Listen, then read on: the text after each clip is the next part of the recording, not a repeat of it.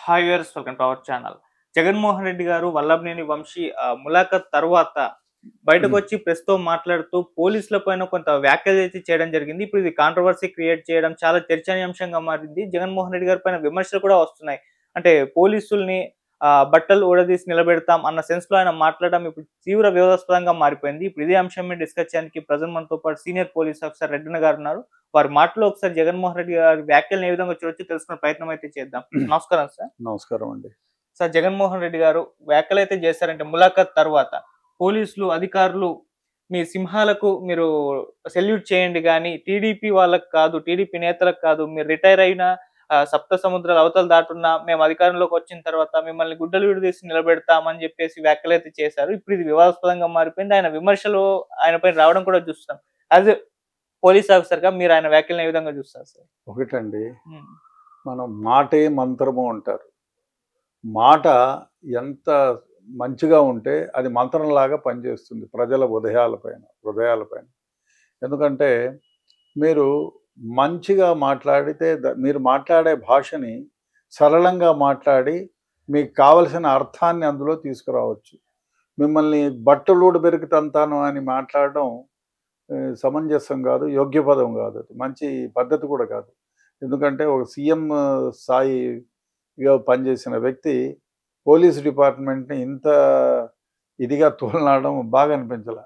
ఎందుకంటే నేను కూడా దాదాపు 9 మంది సీఎంల దగ్గర పనిచేశాను.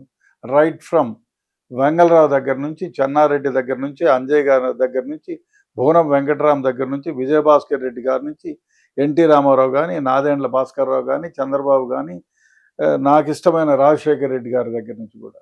నాకు రాజశేఖర్ రెడ్డి గారు 1979 నుంచి తెలుసు. నాది కడప జిల్లానే. సో, అందరూ కూడా చాలా వీళ్ళు మాట్లాడే భాష ఎంత సరళంగా, ఎంత ప్రేమగా ఉంటుందో, మృదువుగా ఉండి అంత కఠినతరంగా ఉన్న పరిస్థితులు ఉన్నాయి.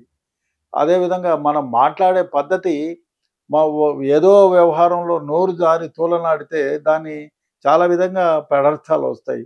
బహుశా ఆయనేదో అనబోయి ఏదో అన్నాడా? లేకపోతే ఉద్దేశపూర్వకంగా అన్నాడా? అనేది చాలా చర్చనీయంగా మారింది. ఏదేమైనా పోలీసులను బట్టలు ఊడదీరికి పంపిస్తాను, బట్టలు ఊడదీస్తాను, బట్టలు ఊడదీరికి ఏమో చేస్తాను అనడం భావ్యం కాదు. బహుశా ఆయన మిమ్మల్ని అంటే ఆయన ఉద్దేశం అది ఉండొచ్చు. వేరే విధంగా ఉండొచ్చు. బట్ కమ్యూనికేషన్ ఆఫ్ లాంగ్వేజ్ చాలా కఠినతరంగా ఉందది.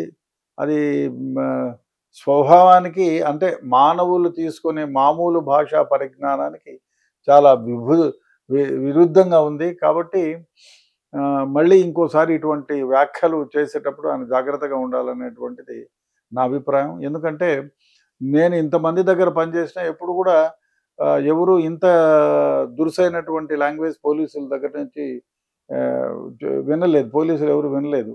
అతి ముఖ్యంగా నేను ఇప్పుడు ఒకసారి రిక్రూట్ అయితే 40 ఏళ్ళు ఉంటారండి. ఇది బ ఎమ్మెల్యేనో, ఎంపీనో 5 ఏళ్ళు ఉండే వ్యవహారం కాదు. 40 ఏళ్ళు ఉంటారు, 45 ఏళ్ళు ఉన్నోళ్ళు ఉన్నారు సర్వీస్‌లో. నేనే దాదాపు 9 మంది సీఎంల దగ్గర పనిచేశానంటే, సీఎంలు పనిచేసిన పీరియడ్‌లో పనిచేశానంటే, చాలామంది 10 మంది దగ్గర పనిచేసినోళ్ళు ఉంటారు, 6 మంది దగ్గర పనిచేసినోళ్ళు ఉంటారు. అంటే ఒకసారి రిక్రూట్ అయితే they are permanent. They are not temporary. ఇంకోటి కొందరు ఉండొచ్చు డిపార్ట్మెంట్‌కి విరుద్ధంగా పాలిటీషియన్ చెప్పినట్టు వినే నాటకాలు ఆడేవాళ్ళు ఇప్పుడు కొంతమంది పెరుగుతా వచ్చారు ఈ మధ్యకాలంలో. మేము రిక్రూట్ అయిన 1972 నుంచి చూసుకుంటే ఎప్పుడు కూడా సైట్స్ తీసుకునే వాళ్ళ సంఖ్య చాలా చాలా చాలా చాలా వేళ్ల పైన లెక్కించుకోవచ్చు. ఆ విధంగా ఉండేవాళ్ళు. చాలా సందర్భాల్లో మీరు తీసుకుంటే సీఎంలు చెప్పితే కూడా నేను వినను, ఇది ధర్మము కాదు అన్న ఆఫీసర్లు చాలామంది ఉన్నారు. ఇప్పుడు వీరరాఘవన్ అనే ఒక ఆయన ఉండాడు, IAS officer. He was home secretary. Chenna Reddy గారు ఏమో చెప్తే ఐఎమ్ సారీ అని రిజైన్ చేసి వెళ్ళిపోయాడు ఆయన. హోమ్ డిపార్ట్మెంట్లో జాయింట్ సెక్రటరీగానో ఏమో ఉండి, అడిషనల్ సెక్రటరీగానో ఉండి. కాబట్టి చాలామంది ఉన్నారు. ఎస్ఆర్ శంకరన్ లాంటి వాళ్ళు ఉన్నారు. చాలామంది పోలీస్ డిపార్ట్మెంట్లో చాలా మంచి నిక్కచ్చితంగా పనిచేసిన వాళ్ళు ఉన్నారు. అందరూ చాలా ఎక్కడో ఈ మధ్య కాలంలో ఏదో పదవులకు ఆశపడో, లేదు మంచి పోస్టింగులకు ఆశపడో పొలిటీషియన్స్ వెంట తిరిగి వాళ్ళు చెప్పిన పనులు నీచాతి నీచమైన వాళ్ళు చెప్పిన పనులు చేసిన వాళ్ళు కొందరు ఉండొచ్చు, కాదన్ను. అంత మాత్రం చేత పోలీస్ డిపార్ట్మెంట్ అందరినీ ఒక ఘాటును కట్టేయడం మంచిది కాదు. హానెస్ట్గా ఉండేవాళ్ళు ఉన్నారు, సిన్సియర్గా ఉండేవాళ్ళు ఉన్నారు, తమ ప్రాణాలను అడ్డుపెట్టి డిపార్ట్మెంట్కు సేవ చేసిన వాళ్ళు ఉన్నారు. అంత మాత్రం చేత అందరినీ ఒకే ఘాటును కట్టేయడం మంచిది కాదు. అది మంచి వ్యాఖ్య కూడా కాదు.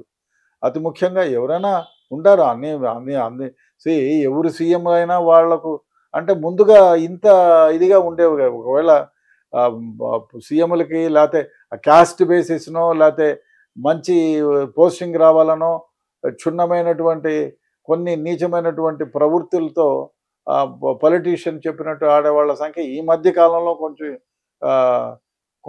1% 2% ఎక్కువైంది, కానీ నిజాయితీగా పనిచేసే వాళ్ళ సంఖ్య చాలా ఎక్కువ ఉంది ఇప్పటికి కూడా.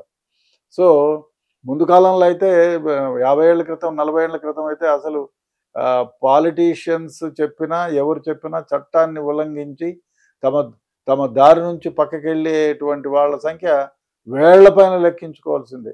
అసలు ఐపీసీ సిఆర్పిసి ఇవి పుట్టింది ఇప్పుడు 1960లో పోలీస్ డిపార్ట్మెంటే 1961లో పుట్టిందండి.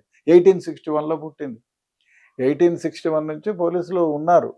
ఇండియా 1947 తర్వాత మనకు స్వాతంత్రం వచ్చిన తర్వాత రిక్రూట్ అవుతారు, కానీ పాలిటీషియన్స్ లాగా 5 ఏళ్లకోసారి వాళ్ళని రిక్రూట్ చేసుకొని మళ్ళీ వాళ్ళని 5 ఏళ్ళు అయిపోయిన ఉద్వాసన పలకరు.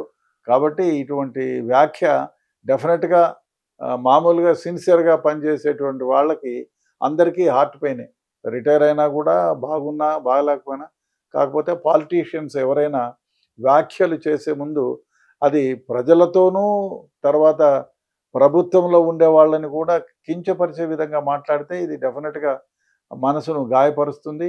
తద్వారా దానివల్ల చాలా ఇబ్బందులు కూడా కలుగుతాయి. ఎందుకంటే మామూలుగా న్యూట్రల్గా ప్రజాసేవ చేయాలి అనేవాడి అలాంటి వాళ్ళు కూడా అయ్యా నేను ఇంత హానెస్ట్గా సిన్సియర్గా చేసిన ఇలాంటి మాటలు అంటున్నారేమిటి అని ఒకసారి వెనక్కి తిరిగి చూసుకుంటారు. కాబట్టి ఇటువంటి వ్యాఖ్యలు ఎవరు చేసినా ఏ ప్రభుత్వం ఉన్న వాళ్ళు చేసినా కూడా తప్పే. ఎందుకంటే మేము ప్రభుత్వంతో పనిచేసే వాళ్ళం, కానీ ప్రభుత్వంలో ఉండే పెద్దల పర్సనల్ మనుషులం కాదు కదా. డిపార్ట్మెంట్ ఒకవేళ అట్లా ఏదైనా తప్పుడు చర్యలు ఎవరైనా చేస్తే వాళ్ళపైన చర్య తీసుకుంటామని చెప్పడం తప్పులేదు.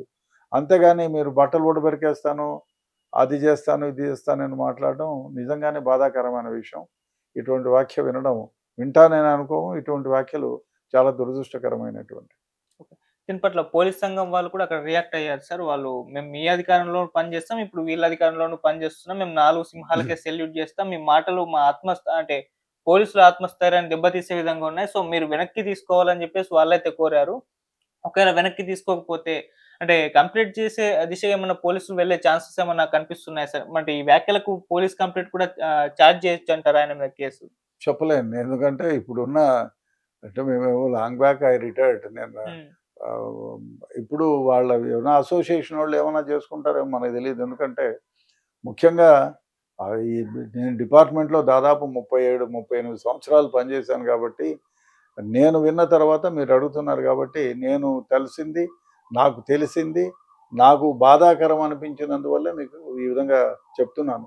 అంటే సత్యాన్ని వెలువరిస్తున్నాను. అంతేగాని మళ్ళీ ఆయన వ్యాఖ్యల పట్ల కేసులు పెడతారా, లేకపోతే ఏదైనా వేరే విధంగా ఏదైనా చర్య తీసుకుంటారా, లేదు కోర్టుకు పోతారా అనేది అది ప్రజెంట్ అసోసియేషన్ వాళ్ళని అడగాల, నన్ను అడిగే ప్రశ్న కాదు. వాళ్ళని అడిగితే వాళ్ళ రియాక్షన్ ఏమిటి, ఏం కథ అనేది తెలుస్తుంది. ఏది ఏమైనా ఇటువంటి వ్యాఖ్య నిజంగానే దురదృష్టకరం. సార్ అలాగే నిన్న ఇంకో పరిణామం కూడా చోటు చేసుకుంది సార్. జగన్మోహన్ రెడ్డి గారి పైన అంటే ఎలక్షన్ కోడ్ నిబంధనలు బ్రేక్ చేశాడని చెప్పేసి ఆయన మీద కేసు నమోదైంది. అంటే ఆయన గుంటూరు మిర్చి యార్డుకి వెళ్ళారు. అక్కడ అది మున్సిపల్ చైర్మన్ ఎలక్షన్స్ అయితే జరుగుతున్నాయి, ఈయన పర్మిషన్ తీసుకోకుండా వెళ్ళారు. అక్కడ పోలీసులు భద్రత లేకపోవడంతో ఈయన మీద అంటే సెల్ఫీలు ఫోటోలు తీసుకోవడానికి విపరీతంగా ఈయన మీద